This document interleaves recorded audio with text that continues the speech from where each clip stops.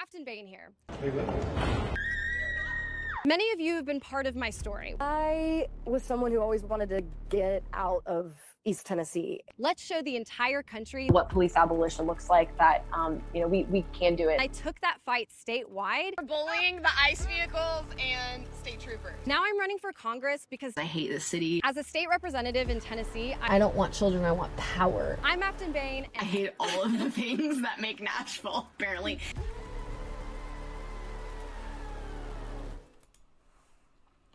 So we got major breaking news. It is official.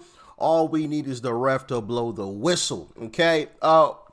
Special election in Tennessee yesterday has been won by the Republican, which is great news, right? Especially when you consider what recently happened on November 4th and Democrats were, running around taking a victory lap, blah, blah, blah.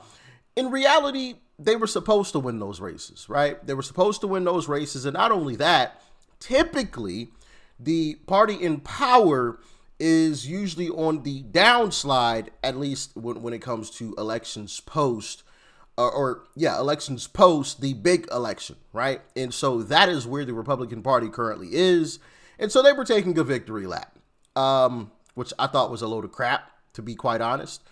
Did I think the Republican in New Jersey could squeak it out? Yeah, I did, for sure. I thought it would be close, but I thought it could be squeaked out. But unfortunately, that wasn't the case. But yesterday, we did get a win, and I want to talk about that a little bit. So here we are. It says, just in, Republicans stormed to the polls on Election Day, ensuring psycho, anti-Christian, pro-abortion Afton Bain just lost in Tennessee's 7th congressional district.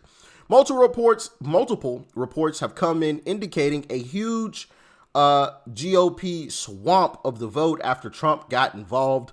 Democrats thought nationalizing this election would work, but it backfired.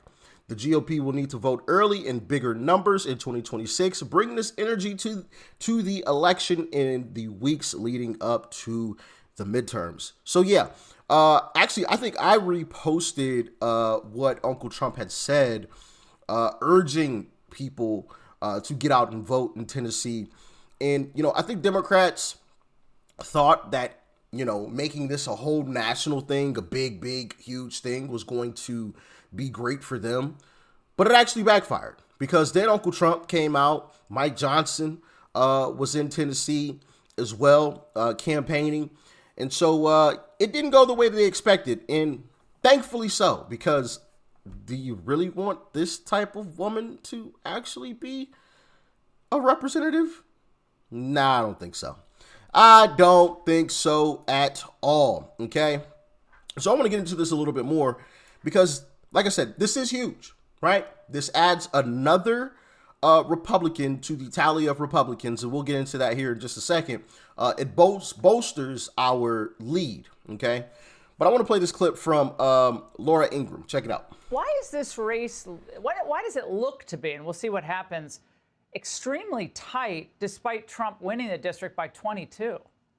Laura, there are a couple of things. First, if anybody is in line when those polls close, you will get to vote. Stay in line. The other thing is, in Tennessee, people have been busy with football and Thanksgiving, and they weren't paying attention until this weekend, and people started to say, hey, wait a minute, we need to go vote, because she hates Nashville. She thinks men can give birth. She wants transgender surgeries for children without parental permission. She wants to defund the police, and she live streams when she goes out and bullies ICE agents and police officers. She's so out of touch with Tennessee values, and she is not going to win. Matt Van Epps is going to win this race tonight. He is going to be the next congressman from the 7th congressional district. Yeah. If I had one gripe with the Republican Party, it's that we don't show up for off-year elections at all. Like, it is so hard to get Republicans to show up. So today, I think we should give all of ourselves a pat on the back, right? For not only sounding the alarm, but then also for the folks went out and voted. Because it seems that, and I think Ron DeSantis actually pointed this out, and rightfully so, because it's true. When Trump's not on the ticket, and when it's an off-year election, it's tough for us to win. And that should not be the case, because we showed that we have massive numbers, okay? I always go back to the quote when Trump said the silent majority. You know, some of you might remember that from years and years ago. The silent majority. That is so true. There is a silent majority in this country of Republicans that just don't show up in off-year elections. That is my only gripe, at least at this point, with the Republican Party at large. Obviously, you know, I've got some gripes with the rhinos and whatnot, John Thune being one of them. I'm going to keep calling him out. South Dakota, please vote that mother lover out, please. Okay? Can you do me that? Can you do me that favor? All right? I don't ask y'all for much, but can you give me that? Okay? Please. Please. All right? So, yeah. We have now a Trump-endorsed Matt Van Epps wins Tennessee's 7th congressional district's special election, defeating Aft Ben. This will make the Republican U.S. House majority 220 to 213. So bolstering that gap is definitely a great thing, and I fully expect that we will expand that gap come the midterms, right? I think we'll all show up in the midterms, okay? I fully expect everybody to participate come the midterms. We're not going to sit on our hands. We're not going to be comfortable because, you know, Democrats, I guarantee you, I think I said this yesterday, I guarantee you Democrats are going to come up with some type of existential crisis, some, you know, vote or die, right, type of thing leading up to the midterms to try to rile their base up, and their base will get riled up. They're going to show up in the midterms, so we need to show up too. Because if we don't, well, then Trump's just cooked. He's cooked. The entire agenda is absolutely cooked, because we know good and darn well Democrats are going to block anything and everything they possibly can. They already do it in the Senate, right? And they have a little bit of help from John Thune, of course, which he needs to buy a toilet and a ruler and get his shit straight. But yeah, the agenda is basically over with if we allow them to win in the midterms. All right, so really, really important that we get that W, and this goes a long way towards making that happen. Now, I want to play a compilation video of this young lady, Afton Ben, because, whew, boy, is she cuckoo. Check it out. Okay, this is great. We've got our girl squad and we're bullying the ICE vehicles and state troopers. So this is a win.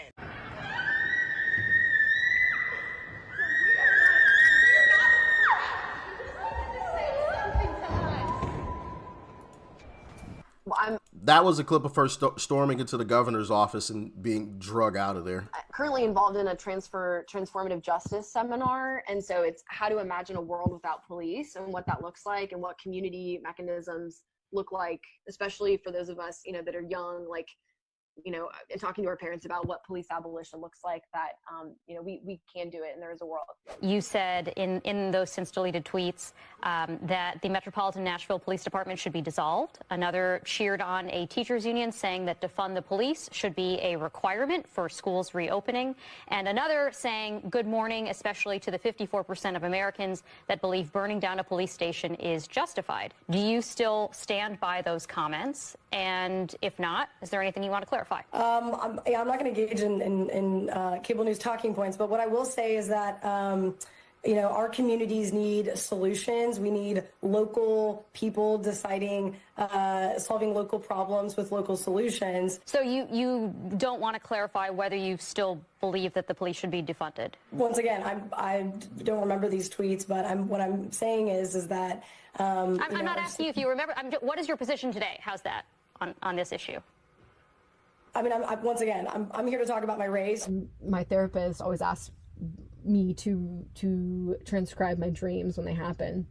And the recurring dream I've had is standing up in a cafeteria full of women, I don't know why I was there or whatever, and saying, I don't want children, I want power, and just screaming it at the top of my lungs. The deeply patriarchal structures that these women are involved with because they've chosen marriage and they've chosen to raise children. And I think in the South, it's incredibly difficult to shake those. Some committees open up with prayer. We also stand for the pledge.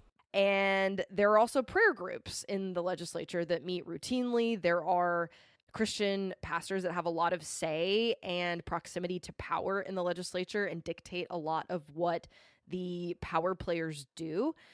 And it is uncomfortable. Every legislative session, I promise to carry a trans. It's uncomfortable to have Christians? And you don't want children, you want power? I think that says a lot about the Democrat Party. I think that's what they all want. And it's completely obvious. And I've talked about it before. But I just thought it was interesting that she said that out loud. I don't want children. I want power. Note taken. Bill of Rights so that we could push back against the far-right narrative that is being emanated by Matt Walsh and the Daily Wire, who have set up their home in Nashville. And I promise to do that. I promise to fight for our trans community. We identified threats from right-wing groups that they would show up at these Trans Day of Visibility events and threatening our trans kids. And so I had a snapped moment where I decided we need more people talking about the protections for trans kids and our trans communities at the legislature. The Republicans decided that they're going to start this narrative that me, the state representative who represents downtown Nashville, doesn't like the city. Because I hate the city, I hate the bachelorettes, I hate the pedal taverns, I hate country music, I hate all of the things that make Nashville apparently an it city to the rest of the country, but I hate it. Sure, I get mad at the bachelorette sometimes. I get mad at the pedal taverns, right? And you're talking to someone who has cried no less than 10 times in the Country Music Hall of Fame. Interesting. You hate one of the very cities that you represent. Interesting how that works.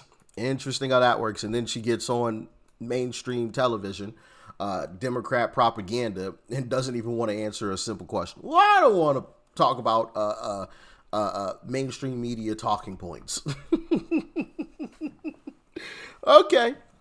Typical Democrat. Sounds like Mickey Sherrill, you know, the governor that recently won in Virginia, when she got called out on stage against oh, geez, I can't think of the black lady's name right now. I can see her face. But when she got called out on stage and didn't want to answer any questions, it was just like circling around the question, not obviously answering it. And I showed you guys that clip a while back, and you all agree, like, that is absolutely wild. Now, I want to show you guys this clip that is absolutely hilarious, where this young lady went around, I believe it was Nashville, and was asking people about Afton Ben's statements on hating Nashville. And stick around until the very end, because the last guy, I guarantee you, is gonna make you laugh for sure. So check out that clip.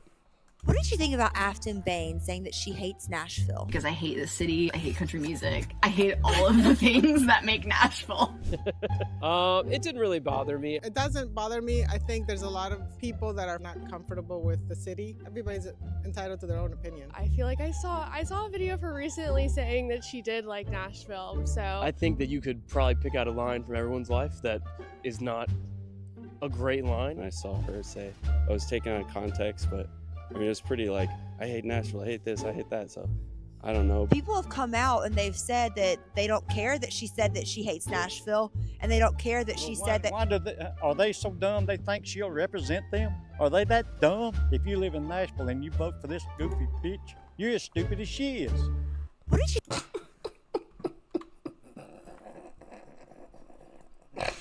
Oh, man. Oh, hey, shout out to that old fella at the end, man. That guy is hilarious and truthful. If you voted for her, my goodness, God bless you. God bless you. But you need some help. Go get some help, please. Please. My goodness, that's what you voted for? Okay, I guess. Anyway, I just wanted to talk about that a little bit because I thought this was quite interesting to see that while, yes, it is a heavy Trump district for sure, but even in an off-year election, after Democrats have had those wins on November 4th, and they're blaming Trump and Republicans for the shutdown and blah, blah, blah, blaming Republicans and Trump for everything, we still pulled off another W. So kudos to all of us. Great work. Let's make sure we carry that into the midterms next year, because it's going to be massively important that once again we show up in the midterms to ensure that Uncle Trump's agenda can continue for the next 2 years after the midterms. So, yeah, man, get in the comments. Let me know what you guys think. Thank goodness Afton Ben did not win. Oh, that kind of rhymed. Wow. I did not do that on purpose. Anyway, thanks for tuning in. Peace and love. I'm out.